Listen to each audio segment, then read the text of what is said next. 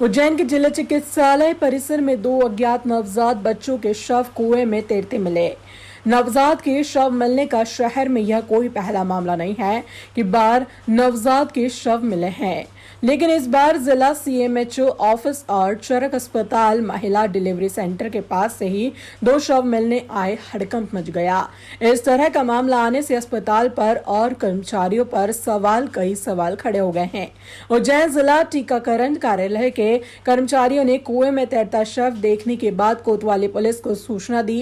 क्षेत्रीय कोतवाली थाना प्रभारी के अनुसार संभव दोनों बच्चों को मृत्यु पश्चात ही कुएं में फेंका गया होगा। दोनों शवों का पोस्टमार्टम करवाया जाएगा और उसके बाद ही स्थिति स्पष्ट हो पाएगी क्या कारण रहा है। उज्जैन जिला टीकाकरण कार्यालय के कर्मचारी राजकुमार सोलंकी के अनुसार जब सुबह कार्यालय पहुंचे तो उन्होंने कार्यालय की खिड़की खोली तो उनकी नजर पीछे कुएं में गई, जहां उन्होंने दो नवजात शिशु को तैरता हुआ पाया गया, जिसके बाद उन्होंने तुरंत कोतवाली पुलिस को सूचित किया। पीछे जो छोटा सा कुआं है उसमें जो नवजात शव दिख रहे हैं, अभी जो समझ में आ रहा है देखकर ये लग रहा है कि नवजात को वहाँ पे संभवतः मृत्यु होने के बाद में डाल दिया गया है और उसके संबंध में वैधानिक कार्रवाई कर रहे हैं। जी बिल्कुल, पीएम करवाया जाएगा। पीएम में पता चलेगा कि जीवित डाला गया है या मृत अवस्था में डाला गया है। जिला टीकाकरण कार्यालय है ये, और जस्ट उसके पीछे एक कुआं बना हुआ है। जब आज सुबह मैं ऑफिस आया तो तब तो देख नहीं पाया, लेकिन दिन में एकदम ना खिड़की के पीछे जब नज़र गई मेरी तो कुएं में कुछ मुझे ऐसे कपड़े में तैरता हुआ दिखा। फिर वापस पीछे जाके मैंने जब देखा तो वहाँ पे दो नवजात शिशु की बॉडी मेरे को कुएं में दिखी। हिंदूवादी संगठन के कार्यकर्ता बुधवार को पूर्व ऊर्जा मंत्री व वर्तमान भाजपा विधायक पारस जैन के घर पहुंचे। यहां कार्यकर्ताओं ने महाकाल मंदिर में व्याप्त अव्यवस्थाओं को लेकर विधायक पारस जैन को एक ज्ञापन दिया। ज्ञापन के माध्यम से हिंदूवादी नेता रुपेश ठाकुर ने बताया कि महाकाल मंदिर हिंदुओं की आस्था का केंद्र है और यहाँ का प्रशासन गैर हिंदू है, जो कि परंपरा के विपरीत है। इसलिए सबसे पहले प्रशासक बदल जाए। इसके साथ ही महाकाल मंदिर में ड्यूटी कर रही महिला कर्मचारियों को महीने में 5 दिन का अवकाश दिया जाए। साथ ही चिंतामन गणेश रोड स्थित महाकाल मंदिर की गौशाला में कुछ दिन पहले हुई गायों की मौत के मामले की उच्च स्तरीय जांच की जाए। यहां बड़ा संख्या में कार्यकर्ता पहुंचे और नारेबाजी की। वहीं विधायक पारस जैन ने कहा कि उन्हें महाकाल मंदिर की समस्याओं को लेकर एक ज्ञापन प्राप्त हुआ है, जिसे वह गंभीरता से लेते हुए मुख्यमंत्री को अवगत कराएंगे। वह व्याप्त अव्यवस्थाओं को जल्द दूर करेंगे। वहाँ पे हेलो लॉकडाउन में एक ही बार वहाँ प्रभारी जी गौशाला के जो हैं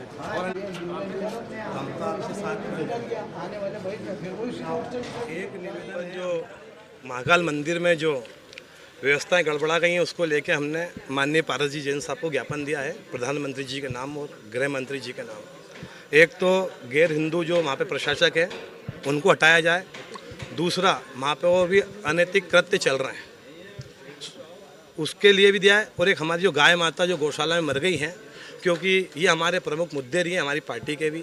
गाय, गंगा, गौरी और ब्राह्मण की रक्षा का दायित्व हमारे पास है और स्वयं भगवान श्री कृष्ण गौ माता को पालते थे। भगवान राम की बहुत आस्था है गौ माता में और भगवान भोलेनाथ की सवारी नंदी है। इसलिए करोड़ों करोड़ों हिंदुओं की भावनाओं को देखते हुए जो हमारी गाय माता मर गई हैं और जो लोग दोषी हैं उसमें ठोस कार्रवाई की जाए, ऐसा हमने निवेदन माननीय पारस जी से किया है। और रिया चक्रवर्ती और महेश भट्ट का भी ऐसा एक खेल है इसमें आप भीतर जाएंगे तो आपको पता चलेगा कि कितना गंदी वाड़ा इस लॉकडाउन में इन लोगों ने मचाया है।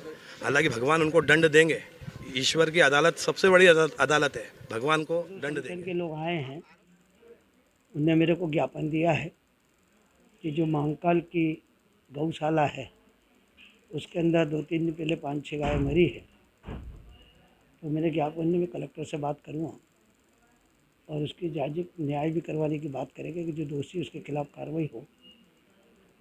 जो उनकी मांग है वास्तविक में वो आज भी मांग है, गौ माता सबकी माता है और यदि ऐसा कुछ हुआ है तो ये तो सिद्ध है, उसकी जांच के लिए कलेक्टर से बात करें।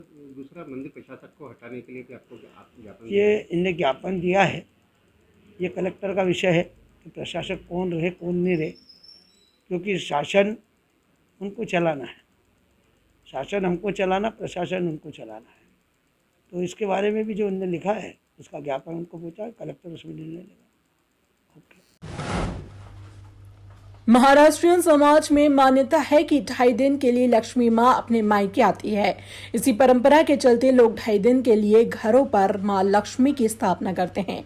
इसके लिए पूरे घर को आकर्षक रूप से सजाया जाता है। उसके बाद माता की पूजन की जाती है। सप्तमी के दिन घर में स्थापना की जाती है। वहीं अष्टमी को माता को 56 भोग लगाया जाता है। उसके बाद नवमी को दोपहर तक विदाई दी जाती है। ढांचा भवन स्थित पूरे परिवार में 56 भोग लगाकर लक्ष्मी माता की भव्य आरती की गई।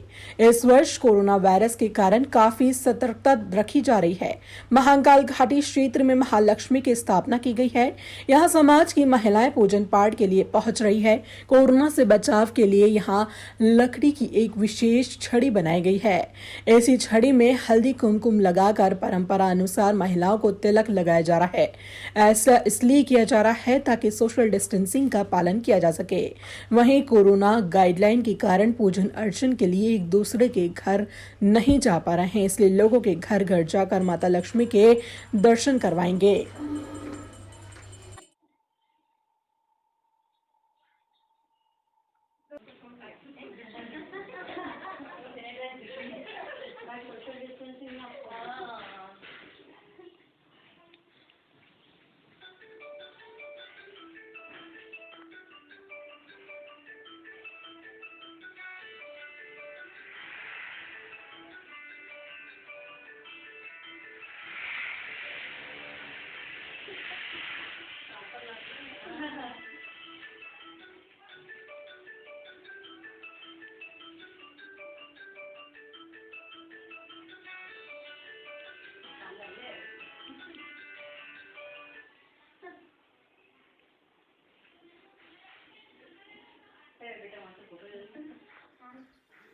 हल्दी कंकु मतलब सौभाग्य का माना जाता है कि सौभाग्यवती जो स्त्रियां रहती है उनको हल्दी कंकु लगाया जाता है।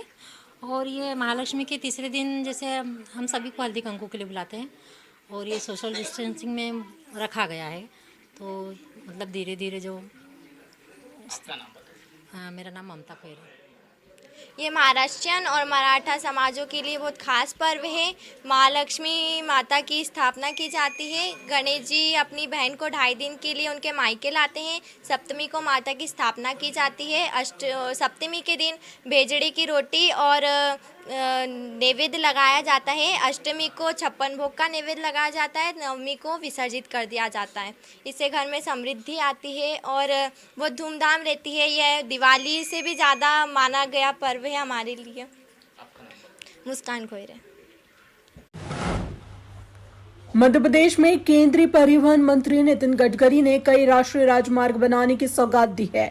उसमें उज्जैन की 3 नए राजमार्गों की सौगात मिली है। उज्जैन से झालावाड़ रोड निर्माण के लिए 504 करोड़ रुपए की स्वीकृति दी गई है। इस मार्ग को 2 लेन स्वीकृत किया गया है, लेकिन सांसद अनिल फिरोजिया ने केंद्रीय मंत्री से चर्चा कर बताया कि इस मार्ग पर ट्रैफिक का दबाव अधिक रहता है, लिहाजा इसे 4 लेन किए जाने की मांग की है। इस तरह उज्जैन से गरुड़ मार्ग के लिए 1800 करोड़ की स्वीकृति हुई है।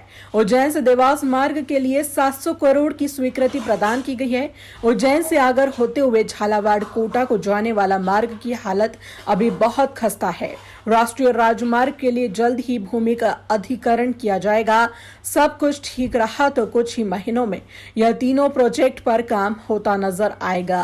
इसमें से उज्जैन देवास मार्ग का टेंडर भी हो चुका है।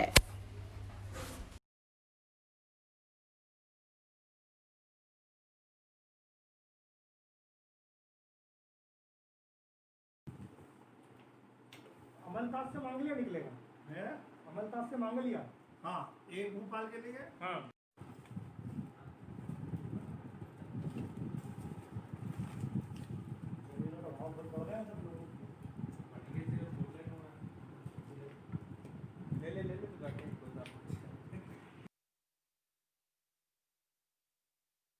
एक नंबर दे दिया, हम उससे बात कर रहे हैं, पुलिस से, वो देख रहा है ये व्यवस्था अपने आप।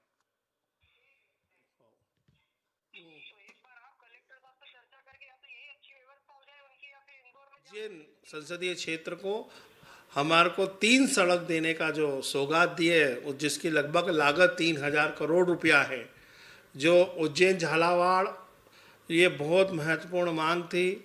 इसको 136 किलोमीटर की ये सड़क 504 करोड़ रुपए उन्होंने स्वीकृत करे। उज्जैन से गरोट 134 किलोमीटर की 4 लेन सड़क, जिसके 1800 करोड़ रुपए उन्होंने स्वीकृत करे। उसके बाद उज्जैन देवास रोड 4 लेन, जिसकी लगातार मांग हो रही थी, उसके लगभग 700 करोड़ रुपए माननीय गडकरी जी ने कल स्वीकृत करे। मैं अपनी ओर से एवं उज्जैन संसदीय क्षेत्र की जनता की ओर से माननीय प्रधानमंत्री जी, माननीय गडकरी जी और माननीय मुख्यमंत्री जी को बहुत बहुत आभार प्रकट करता हूं, धन्यवाद देता हूं। और मीडिया के माध्यम से मैं जनता से एक बात और बताना चाहूँगा कि कल मेरी माननीय गडकरी जी से बात हुई और माननीय पीएस संकेत भोड़वे जी से बात हुई, सड़क परिवहन पीएस हैं जो, कि उज्जैन झालावाड़ रोड पे लगातार दुर्घटनाएं हो रही है और बहुत सारे लोगों की मृत्यु हुई है। और माननीय प्रधानमंत्री जी, माननीय गडकरी जी, माननीय मुख्यमंत्री जी का जो सपना है कि भारत को दुर्घटना मुक्त करना है, तो उज्जैन झालावाड़ रोड को मैंने 4 लेन बनाने की पुनर्जोर मांग करी।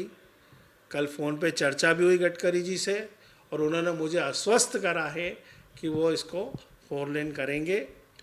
मैं पुनः गडकरी जी का, प्रधानमंत्री जी का और मुख्यमंत्री जी का आभार और धन्यवाद प्रकट करता हूँ कि उज्जैन को उन्होंने एक बहुत बड़ी सौगात दी। इससे पहले भी